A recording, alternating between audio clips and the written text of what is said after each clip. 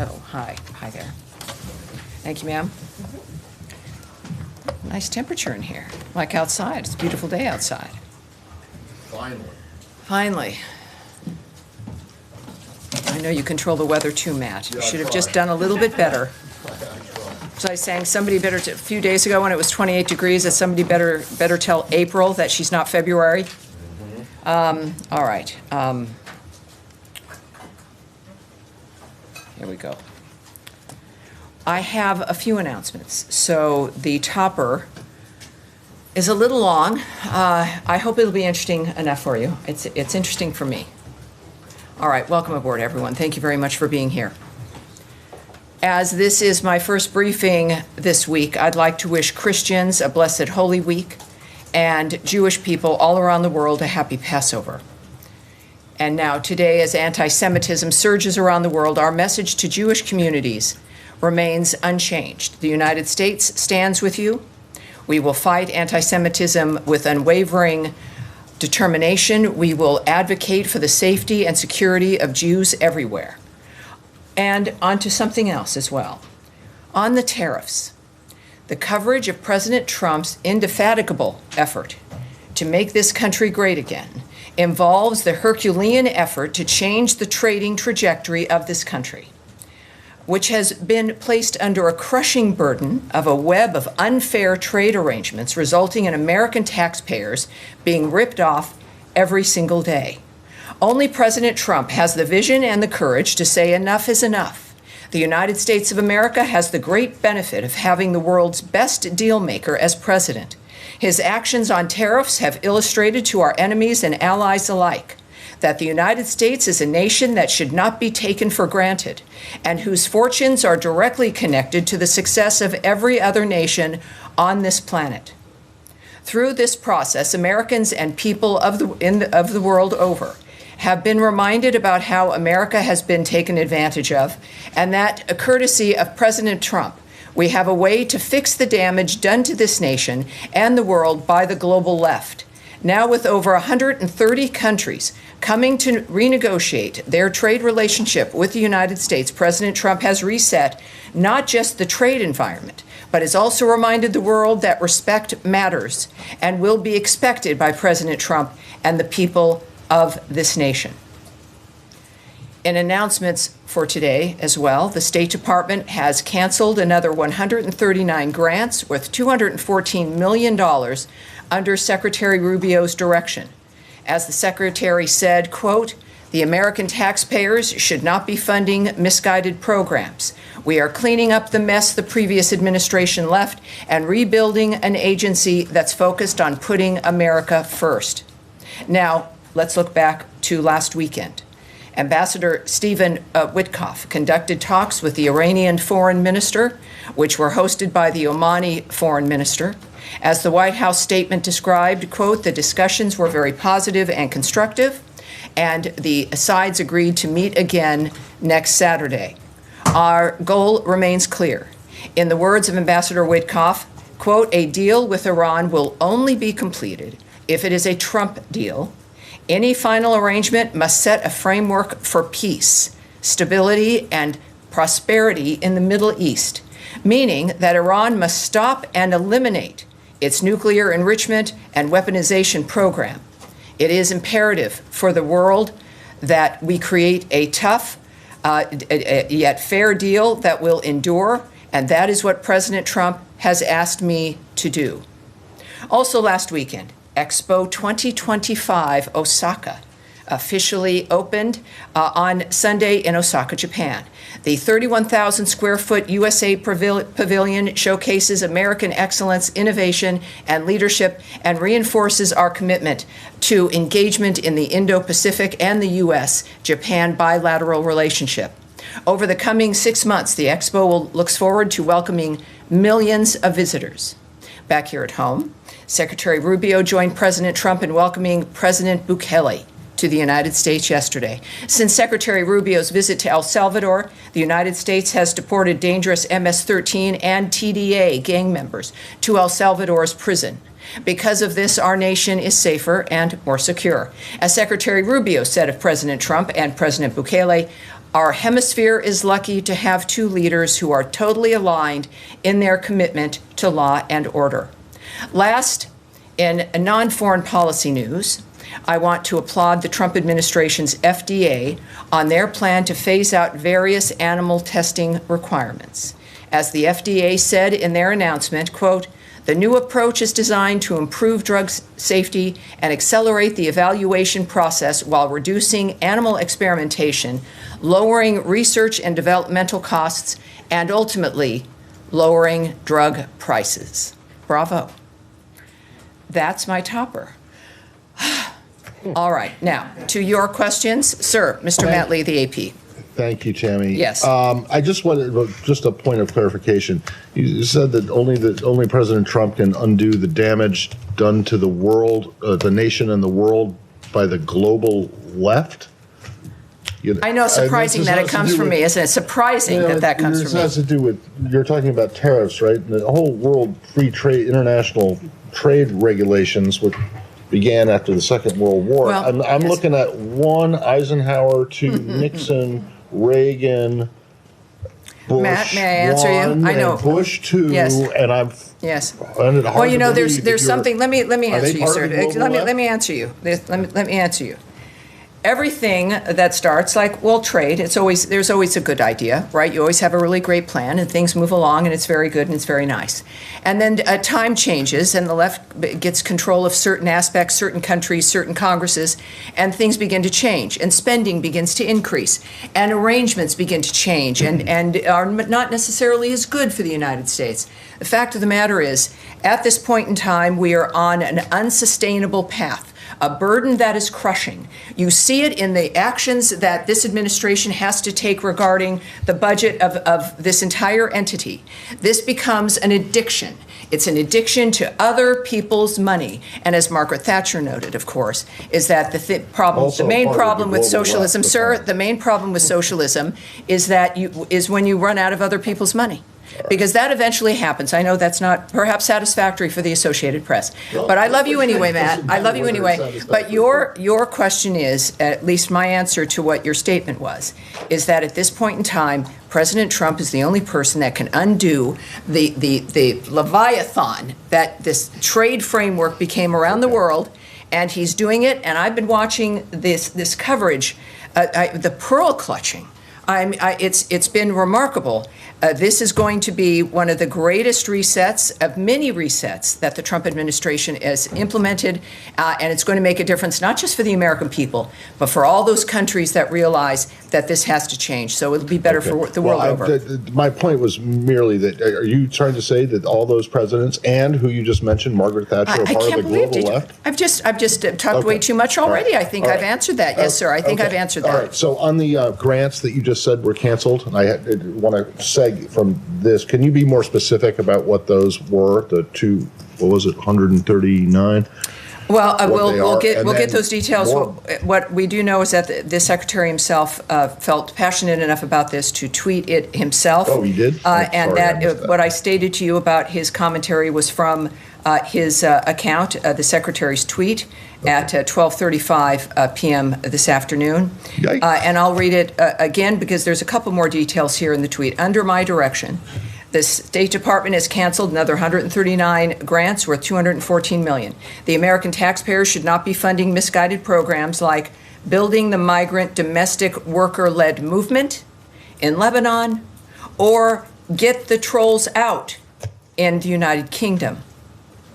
We are cleaning up the mess the previous administration left and rebuilding an agency that's focused on putting America first. So those are two examples that the secretary shared. There are, because I'm a mathematician, 137 more.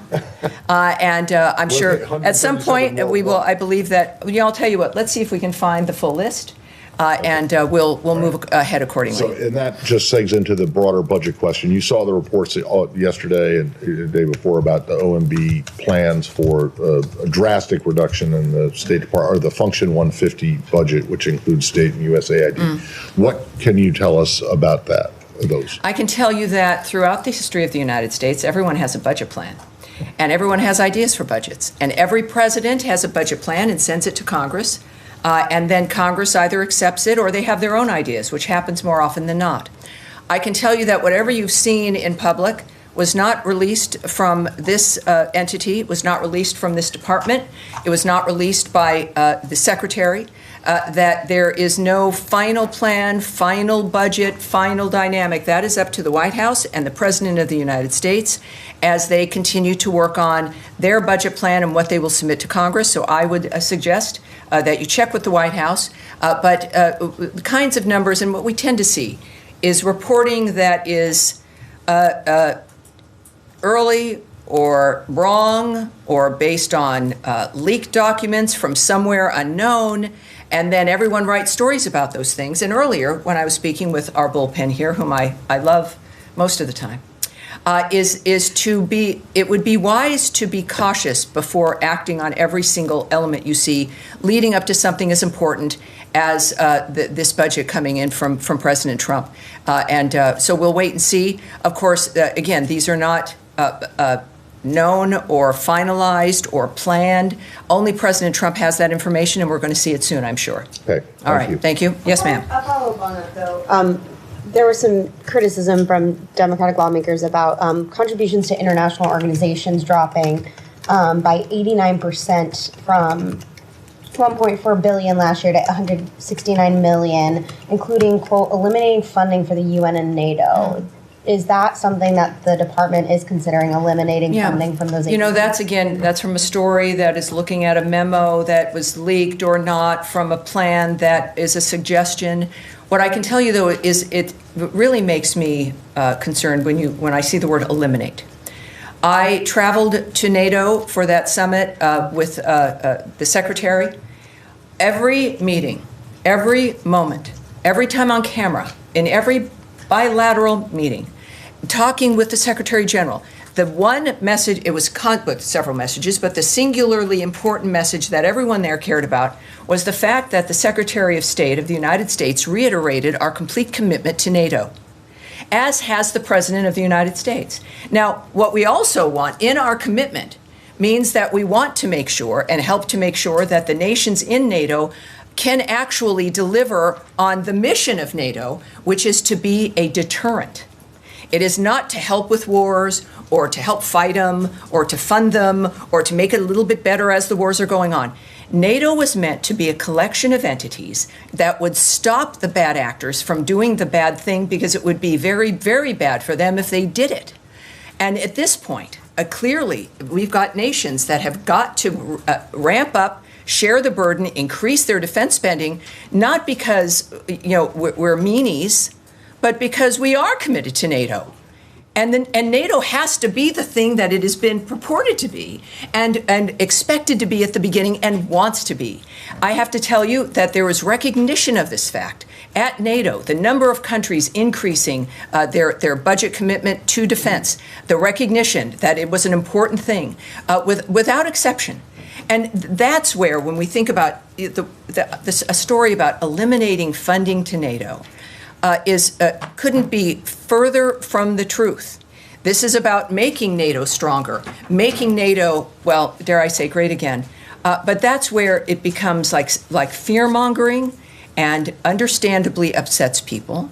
But as I've said with the other review we've had with the foreign aid, some things will change, but it doesn't mean that we've changed our commitment to something, but it may look different. That if, in fact, other nations are coming together and raising their commitment and their contribution, perhaps the American contribution then does come down, and yet NATO is stronger.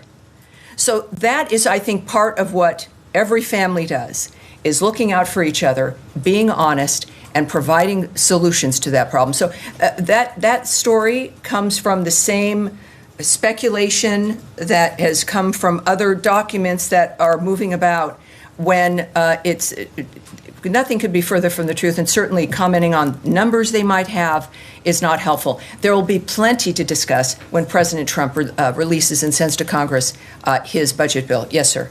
Thank you. I've got one on Syria and one on Yemen. Has the department made any decision, or is it reviewing potentially granting visas to any Syrian ministers for next week's World Bank and IMF meetings? let's take that back. I don't have information on that. It's a good question, of course, with the meeting coming up, but I'll have that to you. And was it Yemen? Yes. We've obviously, the U.S. has been engaged in a military campaign over there for the past several weeks. Is the State Department leading any diplomatic path to get to whatever end result it is that the U.S. wants? We've seen reports that the U.S. is now looking at potentially supporting a ground invasion in Yemen, or supporting factions inside of Yemen to push ahead with the momentum after the military campaign. Well, I won't speak on any negotiations that may or may not be happening or diplomatic considerations. I think many people have seen the reports regarding actions that may or may not be happening on the ground in Yemen as the Houthis' ability to resist is degraded. That's not something I can remark on. Of course, though, when we think about the nexus of the nature of what's happening in the Middle East, the United States has made its point clear, as the Secretary and through the President, through the ceasefire work and the nonstop efforts regarding the issues in Israel and on the Gaza Strip, and certainly now in the remarkable fact that Iran is at the table regarding their condition, which has also been affected, of course, by the degrading of Hezbollah. Certainly, the disaster that Hamas has brought that region, including Iran. So when we think about the ceasefire and making people's lives better, it certainly affects the entire region. And I think that's what we can all count on. Yes, ma'am. Tammy, thank you. You started out with some of your remarks saying that Iran must stop and dismantle its nuclear program. Well, let me say that was Ambassador Witkoff. Yeah, echoing what Ambassador Witkoff tweeted earlier today.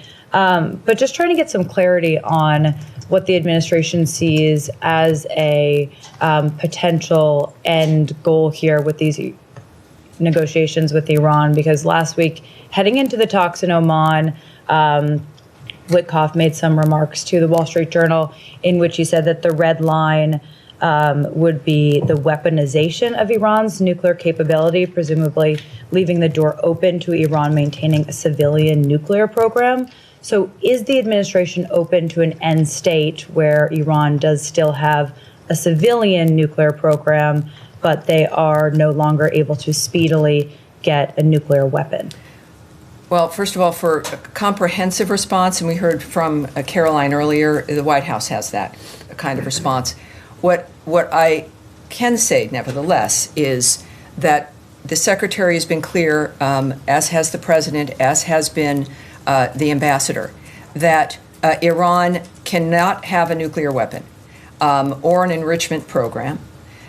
What we hear, and I said this again to our friends earlier in the day, as I do, some of you listening from home, I kind of spend about a half hour with our bullpen during the day, and we have some talks and find out what's on their mind. But what I mentioned, because there's always a reaction to a single tweet or a remark that's in a newspaper. And as we are clearly moving to a secondary meeting, which I still won't call a negotiation, but that could change, is that these are people who are the best in the world. Ambassador Witkoff clearly is one of the best people in the world for negotiating and for dealing with bad actors and getting peace and ceasefires. But when things are being said in the moment, in public, you must consider that that's not part of how they negotiate in the sense of whatever they're talking about together. And that one should always wait and see that no one's negotiating in public. No one is, I don't know who that message would be for or the nature of what's said and how and what format. I would say what matters is an end result, our parties agreeing, papers being signed. It is not what people say, but the actions they take. We have shown that as a nation when the actions that we take and the nature of what we commit to, you can combine the two of what we say and what we do. But I would say that there's one goal here, and that is that Iran cannot have a nuclear weapon, and certainly the enrichment program. And that is, I think, a pretty easy thing to start with, and that is the one thing that we know that they're working on, and I think we'll have some success considering who we're addressing. So just yes, sir. Follow up on Iran. You mentioned Ambassador Witkoff's tweet today. Last night in an interview with Fox News, he was talking about keeping Iran's enrichment levels below 3.67%, which is like on par with JCPOA. Today he talked about eliminating Iran's enrichment. So what's the reason of this difference here? Well, if you can contact the White House, but what I just noted to you is that these are comments that are made, it could be made, by anyone in the moment of something that's happening. I would point to his comment today on Twitter, but I also, Ambassador Witkoff speaks for himself quite well, and he is a very transparent man. What's going to matter is what is accomplished, what the end result will be, as opposed to parsing one statement or a sentence line there and another one over here. I know we all want answers because, well, humanity has an interest in the end result of this. But I would just caution you in that regard, and to wait. And again, the thing that matters is what is accomplished, what the last point is. And if anyone can do that, it would be President Trump and his vision, along with Ambassador Witkoff, who's done a great job in this regard. Yes. Tammy, thanks so much. A couple questions on the Palestinian Authority.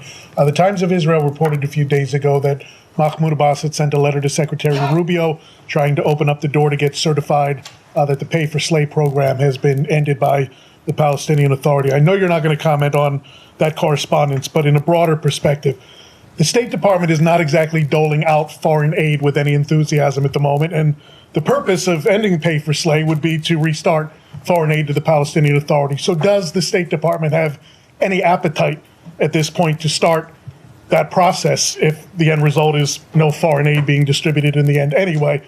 And the second question I have is just the broader bird's eye view relationship right now between the U.S. and the Palestinian Authority. Mahmoud Abbas boycotted during the first Trump term, and we've seen American officials go to Jerusalem a number of times. Historically, they made a corresponding trip to Ramallah or Bethlehem. We haven't seen that so far. Bird's eye view. I think I always try to give you the bird's eye view. But I would say that, first of all, I can't comment on if there are any negotiations or diplomatic considerations. What I do take issue with immediately is that we don't have any glee or excitement over handing out foreign aid. Our commitment to foreign aid hasn't changed. It is in our nature as Americans. It's what we do. I would argue the starting of this country was an aid package for the future. My goodness. And it certainly is also, foreign aid is not a carrot or a stick in negotiations. If it's needed, it's needed. If it isn't, it isn't. We don't use it in that fashion. So I like you very much, and I think you're a nice guy. But it's always disheartening. I don't want to be mean. I don't want to be mean. Only to Matt, I want to be mean. It's disheartening but it reminds me, and I'm glad that I'm here, to repeat, for people to not be left with that impression that it's not like, oh, we got to give foreign aid. It would be great if nobody needed foreign aid. But we know that we are a country with incredible resources. We know that. And we have incredible responsibilities. And we do not shy away from them. It's part of why we do what we do. We want to be a part of the world. We know we can help, and we do. So it's not ever a part of that we just don't want to do something, and so we're not. It's can we? And can it be done properly? Is it aligned with what's great for the United States? And mostly also, certainly it is not used as a weapon. And I just want to say that as strongly as I possibly can.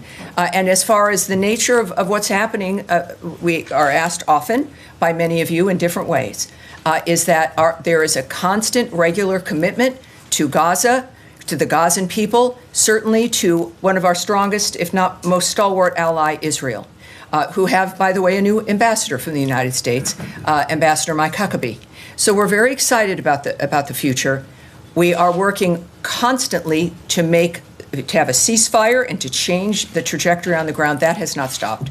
Yes, sir. Yes, sir. Thank you, Tammy. No, please. Meanwhile, in Bangladesh, there are so many reports, like the New York Times also before 2 weeks reported the alarming rise of Islamist terrorists, Islamist extremism in Bangladesh under the Yunus-backed regime, including protesters openly displaying Osama bin Laden's images, even Nazi symbols like picture like this from Dhaka, yes, and targeting American brands like KFC, Coca-Cola with anti-Semitic rhetoric allegedly incited by figures like advisors of interim government of Bangladesh.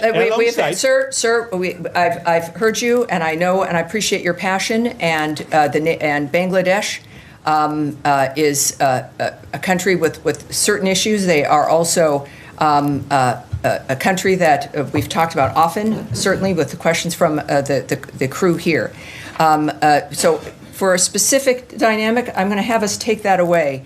What I do have is something I want to mention regarding Bangladesh, which is that there's been an arrest of a UK MP, Tulip Sadiq. This from the Bangladeshi courts have issued that arrest.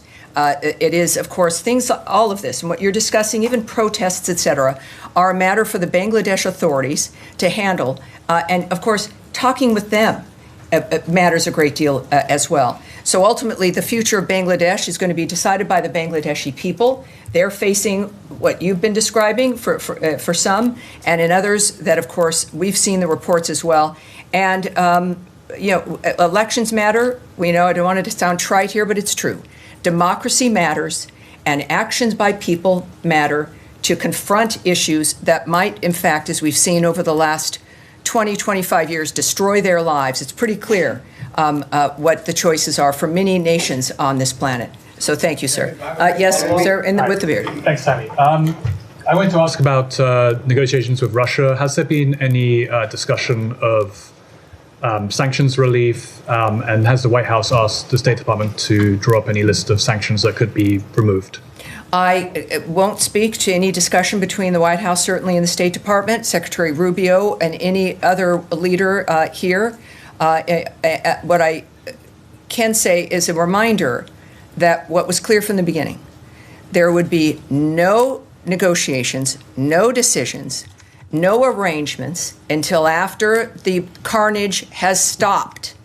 And after Palm Sunday, it's clearly a dynamic where there have to be more questions about the nature of who's really committed to peace and a ceasefire. But there is no negotiations or arrangements and based on the regular statements from the administration and from Secretary Rubio as well, that until it's a meat grinder. That has not changed.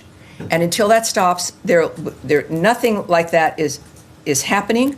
And yet we continue to work, obviously, for the ceasefire in that regard. Yes, sir. Hi, Tammy. Thank you. I had a question about Sudan. The outgoing Biden administration declared the RSF's actions as a genocide. Does the Trump administration agree with that designation of genocide?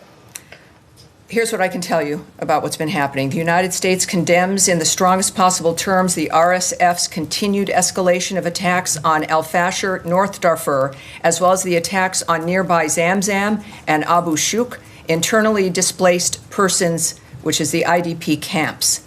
We are deeply alarmed by reports the RSF has deliberately targeted civilians and humanitarian actors in Zamzam and Abu Shuk. We condemn the RSF's attacks on the most vulnerable of civilians, including killings of at least 10 U.S.-funded relief workers providing critical life-saving assistance.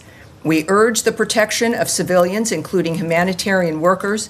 We also call for the opening of humanitarian corridors to enable humanitarian access and the safe passage of civilians fleeing violence. The belligerents must uphold their obligations under international humanitarian law and must be held accountable. So are you declining to affirm the designation of genocide? I've made my statement clear, but what this does mark, today marks 2 years since the start of the conflict in Sudan.